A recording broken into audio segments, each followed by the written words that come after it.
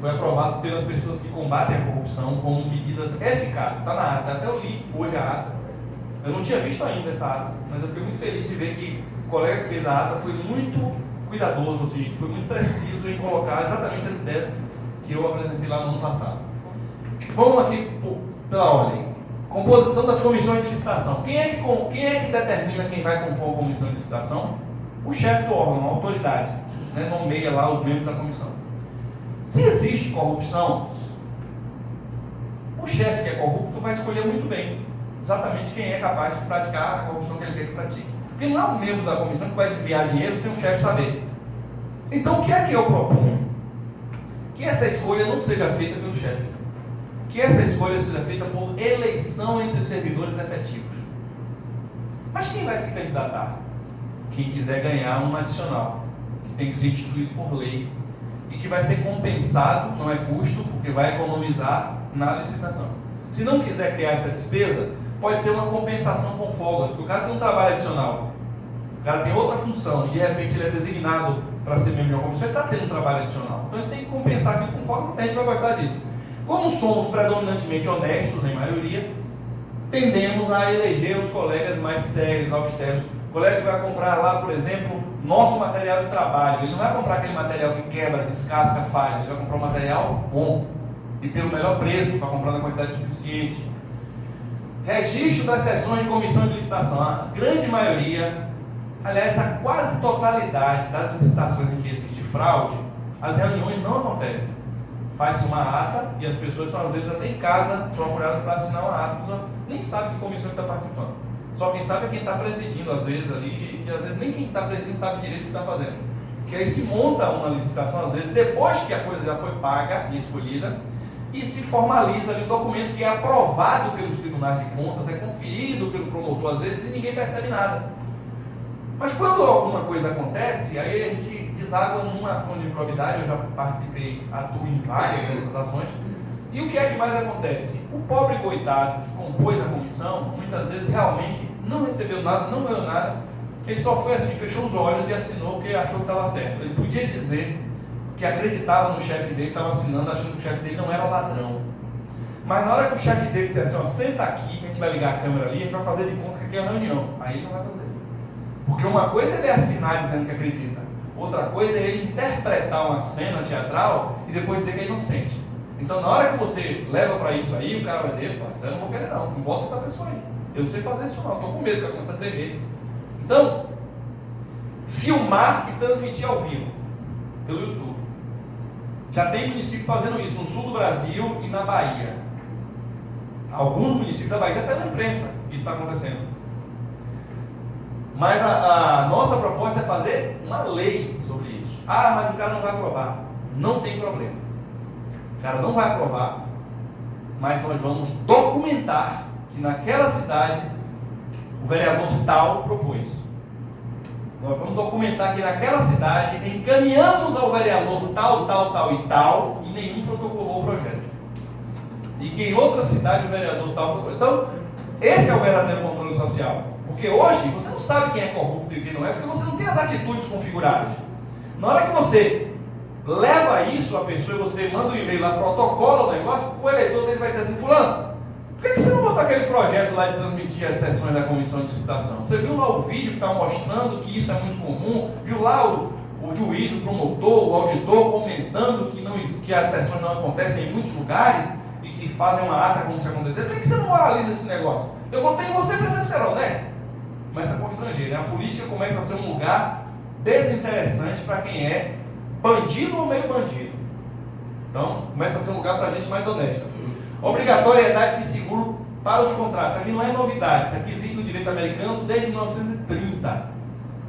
Depois da quebra lá das bolsas, o governo precisou injetar dinheiro e aí ia ser uma farra de desvio, né? Então instituiu uma regra moralizadora que consiste no seguinte: você vai fazer uma ponte aqui por 1 milhão. Junto com a sua proposta, você vai apresentar uma apólice de seguros, que garante que se você não fizer por 1 milhão, a seguradora vai ter que fazer.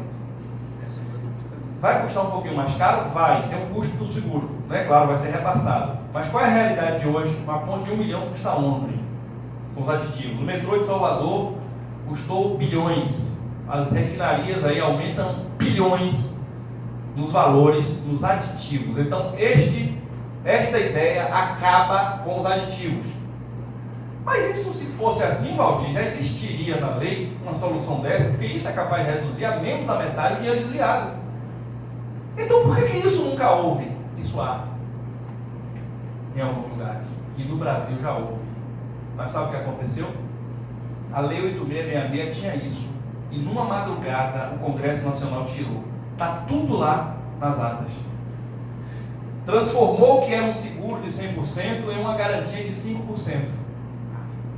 E eles depositam 5% e está resolvido o problema, não precisa do seguro. Por isso é que existem os aditivos e os grandes desvios. Por isso que uma obra de 1 milhão custa 11. Por isso que um calçamento de rua, um asfaltamento de 500 mil custa 1,5 milhão. Porque se tivesse isso aqui não ia custar, o de 500 mil ia custar 510 mil. E estava tudo feito. Se a seguradora, a construtora não fizer, a seguradora faz.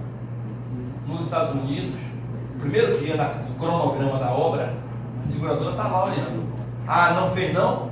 Avisa o governo, estou avisando aqui para não repassar o dinheiro. Porque eles não vão fazer a obra. Se repassar o dinheiro, a responsabilidade da seguradora some. Então nós vamos estar, na prática, botando gente para fiscalizar, sob pena de perder muito dinheiro. Vedação à prática de valores menores em relação a outros clientes. O camarada vende um pacote de papel por R$30 a uma prefeitura. Mas no supermercado dele, nós compramos por 15. Porque se ele botar por 16, nós não compramos. E o que é que ele vende por 30 para o município? Nos Estados Unidos, se a pessoa vende por 30 ao poder público e vende por menos ao cidadão durante a vigência do contrato, está cometendo crime. Porque está caracterizado. Então, o que é isso aqui na prática? O mercado sendo usado para impedir o superfaturamento. Então, para ele poder vender por 15 por 16, ele vai ter que vender por 15 por 16 para o município, para o estado, etc. Publicidade nos registros das juntas comerciais. Hoje, você chega no site da junta comercial, bota o CNPJ da empresa, aparecem as informações dela. Você bota o nome da empresa, aparecem as informações dela no site da junta comercial, de cada estado. E o que nós estamos propondo não é aumentar a quantidade de informações, é aumentar uma possibilidade de pesquisa, que é você pesquisar pelo CEP. Para que serve isso? Se eu boto o CEP da minha rua, eu descubro que na minha rua, naquele terreno baldio tem uma construtora, tem alguma coisa errada. Se eu boto o CEP da minha rua e descubro que naquela casa abandonada tem uma gráfica, essa gráfica tem contrato com o Estado, com o município, pode ter certeza. Se eu descubro que na minha rua tem uma empresa de consultoria que funciona na casa de uma velhinha que mora sozinha, o endereço é de lá. Tem alguma coisa errada. Então, em vez de você ter que esperar o final de um processo, Tribunal de Contas, o final do processo do Ministério Público, para depois sair no Fantástico e o repórter chegar lá na porta de uma garagem abandonada e dizer assim, aqui funcionava a empresa que asfaltou ruas em 30 cidades e só no papel. Então, em vez de você esperar esse processo todo, você já sabe que ninguém cria empresa de fachada para fazer o bem. Então, você comunica isso ao Conselho de Cidadãos, que vai comunicar ao Ministério Público, vai comunicar ao Tribunal de Contas, que vai verificar se existem contratos com a administração pública naquela empresa. Você vai comunicar a junta comercial, que vai ser obrigada a chamar a empresa, o que é que está acontecendo? Olha as fotografias aqui do seu endereço.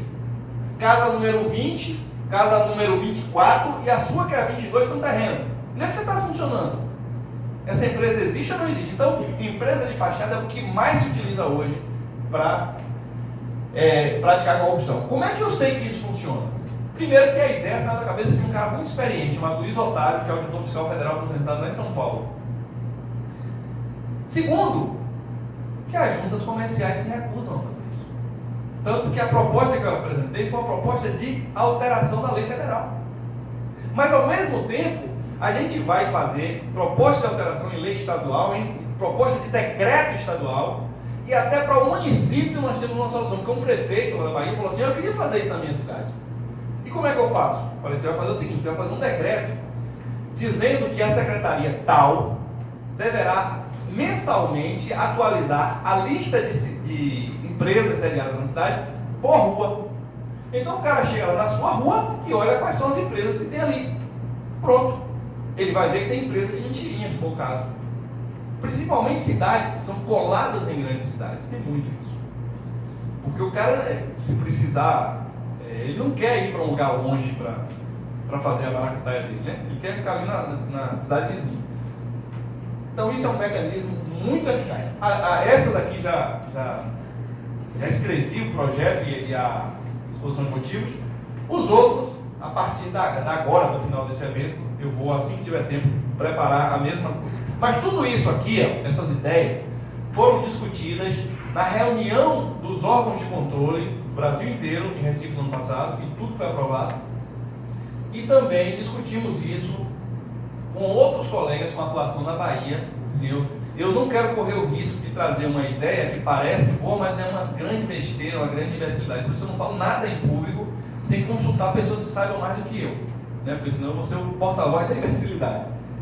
Fico evitando isso. Já imaginou um corrupto chega e fala assim: você é um analfabeto, você não pode, isso é inconstitucional, por isso, por aquilo. Então antes eu mostro a quem sabe mais do que eu. Se alguém disser que está errado, eu corro para o professor que me avalizou. Bom, agora finalizando, vamos entender por que é que vocês não querem combater a corrupção. Por que é que a sociedade brasileira não quer combater a corrupção? Primeiro, porque as pessoas pensam que vão morrer. Né? O menino chega em casa: mãe, vi uma palestra ali, rapaz, olha, tem tanta coisa que a gente pode fazer para acabar com a corrupção. A mãe fala assim: eu não criei filho para morrer, não. Você não vai se meter nisso, não tem nada a ver com isso. Então eu preciso entender que a corrupção não tem a ver com a gente. E mais do que isso, a gente não precisa correr risco. Como eu expliquei antes, né? Isso eu já antecipei. Ninguém precisa aparecer, botar cara e muito menos ser anônimo. Porque o trabalho que nós vamos fazer não precisa da exposição das pessoas. E na hipótese extrema de precisar, o que mais temos é doido querendo assinar os papéis. Até um cara que mora num lugar que entra de barco, lá no Amazonas, ele falou assim: ó, como eu, para chegar em minha casa, tenho que passar por um monte de jacaré, deixa que eu assino tudo. Eu quero ver quem vem aqui me buscar, quero ver quem vem aqui me assediar. Jacaré, né? Aqui tem jacaré, eu fui pro restaurante, o cara, tanto jacaré que o cara oferecia. Toda hora eu falava: pô, cara, é peixe, eu estou acostumado a comer peixe, eu não como jacaré não. Você comer jacaré é inverter a lógica da sua. O jacaré é que come você. A hierarquia alimentar não é assim: você come o jacaré. Você está alterando demais a natureza, né? Então deixa o jacaré lá, eu não quero contato com o jacaré. Eu quero comer um peixe. Peixe foi feito para isso, né? A gente come peixe. O jacaré não come não. Teve lá, pesadelo com o jacaré, avisou? Eu fui o jacaré e eu botei um pesadelo com o jacaré. Que sofrimento. Cultura da omissão. A gente não deve se meter com o que não tem a ver com a vida da gente, né? Então, está acontecendo ali, dois marmanjos estão batendo numa velhinha, mas você não tem nada a ver com isso. Então atravessa a rua e sai correndo, passa para o outro lado, porque você não tem nada a ver com isso. É isso que a gente aprende em casa muitas vezes. Só que, no combate à corrupção, a gente não corre o risco do marmanjo bater na gente. A gente atua sem ninguém poder alcançar a gente. Então, infelizmente, boa parte da sociedade brasileira ainda aprende isso em casa. Simulação de complexidade. Como é que eu vou combater a corrupção se nem informado eu sou? Como é que eu vou combater a corrupção se eu não tenho conhecimento jurídico? Isso não precisa.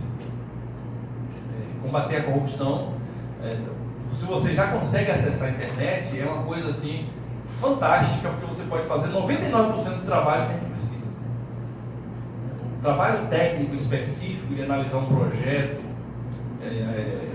de engenharia, ou de questionar a constitucionalidade de uma lei, ou de avaliar uma questão de superfaturamento de serviços de saúde, nós temos quem faça isso. Pessoas que fazem isso com muita disposição, com muita vontade. E no dia que a gente tiver mais e mais e mais, e a gente estiver dando conta, a gente vai procurar mais pessoas. Oi, Elba, fala. Já? Ah, então. É porque eu estou no horário diferente. No meu não são 9, não são 10. Estímulo à descrença na justiça. Mesmo a gente hoje tendo visto, né, um monte de gente presa, gente rica e tal, a gente continua dizendo que pobre é quem vai para a cadeia. Aqui há o aumento de 438% em 4 anos em prisões de corrupção. Apesar de que ainda é muito pouca gente presa por corrupção. A generalização fictícia da corrupção social. Isso é o mais grave. Está acabando, ela. Aqui é a última parte. Isso aqui é o que mais desmobiliza a sociedade. Eu já passei por vários constrangimentos desse tipo. Eu chego numa faculdade para fazer uma palestra para os alunos. E aí, a diretora fala assim: olha, nós estamos recebendo aqui o professor Valdir, que vai falar sobre o combate à corrupção. Mas precisamos entender que quem fura a fila também está cometendo corrupção. Quem invade o sinal também está cometendo corrupção. Quem estaciona na vaga do idoso, todo mundo já ouviu isso aqui, né? Ou seja, você também é corrupto, então não faça nada contra a corrupção. Ou seja, se Eduardo Cunha descobrir que está havendo desvio de alimento na cadeia, e ele levar essa informação ao promotor, o promotor vai dizer assim: não, você é corrupto. Vai ter que deixar o diretor lá roubando, porque você é corrupto. Eu estou falando de um condenado, de um preso por corrupção, que o Brasil reconhece como corrupto. Ele tem que ser levado em consideração. Imagine o cara que invade o sinal. Minha gente, para invasão de sinal tem uma multa. É o que diz a lei. Você não vai matar a cidadania do cara porque o cara invadiu o sinal. Alguém que estaciona na vaga do idoso, preste bem atenção. Não, alguém que estaciona na vaga da pessoa com deficiência. Aí você diz assim: essa pessoa não pode combater a corrupção. Quem é o imbecil que é capaz de estacionar na vaga da pessoa com deficiência e ao mesmo tempo tem vontade de combater a corrupção? Tem esse nível de cidadania. Diga aí, você acha que quem estaciona na vaga do idoso ou da pessoa com deficiência está no meio por cento de combater a corrupção? Então esse discurso é inútil, não se aplica a pessoas com um elevado nível de cidadania, de consciência cidadã. Não se aplica. Mas para quem estaciona na vaga do idoso é multa e remoção, minha gente. Não é perder o direito de ser cidadão, não. Ele pode sim denunciar. Se ele chega lá com a prova que ele pegou na internet ou que ele pegou em qualquer lugar, o promotor não vai olhar e dizer: me dá sua ficha limpa aí para ver se eu vou ler isso aqui. Não. O promotor tem que dar andamento àquilo que ele falou ali e responsabilizar ele se a informação for falsa. Porque a coisa está de uma forma hoje. Olha que antes de corrupção virar moda, ninguém tinha esse discurso. Ninguém reclamava de quem fura a fila, de quem compra CD pirata. Pois vai reclamar agora, que a população está reclamando da corrupção. Então quem foi que teve essa ideia de criticar a população que fura a fila? Para quem fura a fila, vai para o fim da fila. É assim que faz. Não é dizer assim: ó, deixa eu anotar aqui seu nome, porque se algum dia você denunciar a corrupção, o corrupto vai ter que sair livre, porque você furou fila. Coisa de gente boba, que escuta, né? Mas quem fala é muito esperto, porque está falando em nome de algum interesse, esse discurso.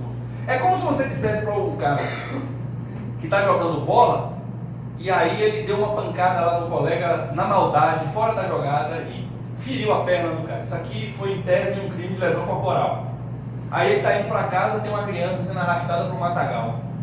Ele aí pensa: vou lá, né, denunciar esse cara que está arrastando, tentar ajudar. Não posso não, porque eu acabei de cometer um crime ali no campo de futebol, a puta no instante. É isso que estão botando na prática na cabeça das pessoas. Então, se você fura a fila, se você estaciona no lugar errado, etc., e você vai denunciar a corrupção, isso vai ter que ir para frente. Ninguém vai poder proibir disso. Agora, você não deve furar a fila, você não deve fazer nada, você não precisa nem dizer que você não deve fazer isso.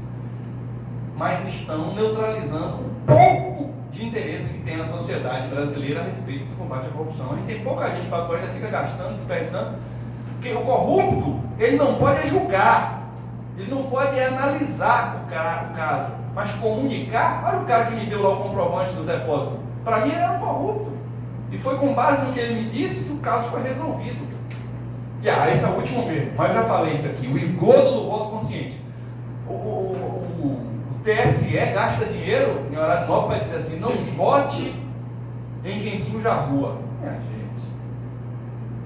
Se o seu candidato tem um monte de coisa na rua fazendo propaganda, você vai dizer o quê? Poxa, ele está forte. Agora é que eu voto nele mesmo. Alguém que vota num sujador de rua vai se incomodar com isso? Você já está votando num sujador de rua, ele vai ter consciência para deixar de votar? Claro que isso é inútil. Então, quando você diz assim: não vote em fulano porque é corrupto, estou fazendo minha parte. Mas vem cá, você votava nele antes de saber que ele era corrupto? Não, nunca votei. 0 menos 1 dá quanto? Você mudou alguma coisa? Você não votava no cara, você continua não votando. O que é que você está fazendo de útil? Nada. Então fica nessa assim: agora é um corrupto, não voto nele porque ele é corrupto. Grande coisa você está fazendo. Os 20% vão continuar votando nele, porque é mediante pagamento. Ele vai continuar ganhando eleição. Então, se ele é corrupto, vá combater a corrupção dele. Isso é que é impedir que o vendedor de votos ganhe em cima disso. Olha, uma vez. E não simplesmente você dá um voto nele, ele está pouco se lixando, ele nunca teve seu voto, não está perdendo nada. Ó, essas imagens são as finais, minha mãe. Quando você bota no Google Imagens, corrupção eleitoral, olha o que aparece: o pobre vendendo voto. E eu falei para vocês que não é isso que define o resultado da eleição. O que define é o voto comprado em lotes, é o voto de liderança. Podem observar, façam uma experiência, eu já fiz no meu estado. Tem cidade, na minha cidade isso aconteceu, um candidato teve 5 mil votos em 2002. Em 2006, ele teve 350, queda grande. Em 2010, ele teve 4.500. Como é que um candidato excelente, mais votado da cidade, 4 anos depois teve pouquíssimo voto, e 4 anos depois teve muito voto? É simples. Ele foi apoiado pela principal liderança aqui, não foi apoiado aqui, e voltou a ser aqui, mediante pagamento. Por que que uma liderança no interior vai apoiar uma pessoa, ainda que essa liderança seja honesta, sem troca de dinheiro, se todos estão com a mala de dinheiro atrás dessas lideranças para poder comprar o apoio? Se essa liderança é honesta e não recebe dinheiro, ela não vai fazer campanha para ninguém. Não sei se é para um parente, para um amigo, para um conterrâneo, é diferente. Mas um cara que nunca foi na cidade, que o povo nunca viu, não conhece, quer dizer, durante a campanha nem vai, tem 5 mil votos na cidade? Claro que isso é comprado. Pessoas, no meu estado, tem pessoas que são absolutamente antipatizadas pela população, e mais agora ainda, porque vários foram presos. E essas pessoas chegam em cidades do interior, em bairros de Salvador, e tem 3, 4 mil, 5 mil votos. Como é essa mágica? Quem é que gosta dessas pessoas a ponto de votar nelas? Que coisa essas pessoas fizeram por aquele bairro algum dia ou por aquela cidade? Nada, nada, nada. Então está escancarada a compra de votos. E a imprensa e a internet fica dizendo que é o pobre que vende o seu voto individualmente, que não tem, na verdade, valor comercial. Olha mais imagens, sempre, botem a expressão, não selecionei as imagens não, só tem uma daí que não é isso que eu estou falando, mas são as imagens que aparecem. Sempre o pobre vendendo o voto. Então você quer mudar o mundo sozinho? Não estou sozinho, só estamos espalhados, mas já começamos a nos reunir. Então amanhã, 10 horas da manhã, você sabe onde é o site do Observatório Social? Como é o nome da rua, Elba? Cândido Rondon, Cândido Mariano. Atrás da CDL, na entrada do estacionamento. Na entrada do estacionamento da CDL. Todo mundo sabe onde é? A gente bota no grupo aí o endereço, você me adicionou já? Rua das Óticas.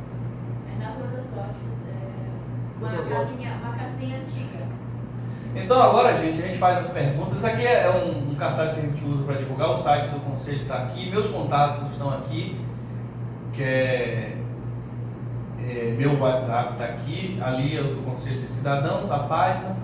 Então agradeço a vocês pela atenção. Agora vamos às perguntas. Quem tem dúvidas?